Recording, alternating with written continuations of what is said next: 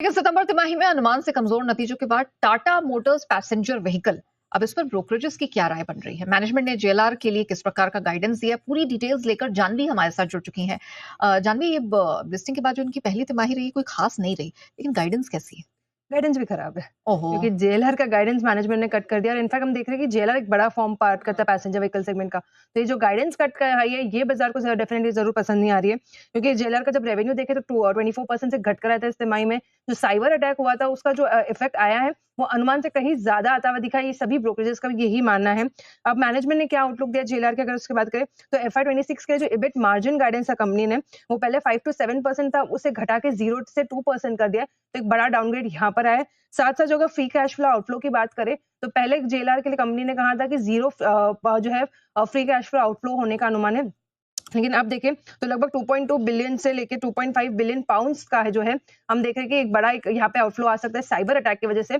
Q3 में भी अगर देखें तो प्रोडक्शन कट्स लेने पड़ेंगे कंपनी को, साइबर अटैक का अभी तक पूरा नॉर्मलाइज़ नहीं हुई है सिचुएशन। तो Q3 में भी इसका हम इम्पैक्ट देखेंगे। Q4 से जो सिचुएशन है थोड़ी नॉर्मलाइज़ यहाँ पर होती हुई दिखेगी।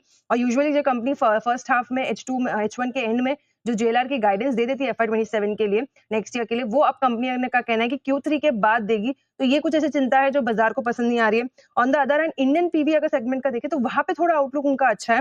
उनका कहना है कि H2 में डबल डिजिट ग्रोथ आ सकती है और FY26 में 5% का जो ओवरऑल ग्रोथ आउटलुक है इंडस्ट्री के लिए, वो उन्होंने देते हुए दिखे।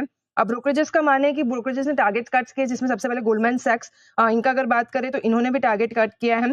390 से घटा के अगर देखें तो 365 कर दिया है। अब उनका कहना है कि जो जेएलआर पर साइबर अटैक हुआ था वो उसका जो इम्पैक्ट है वो काफी ज्यादा है।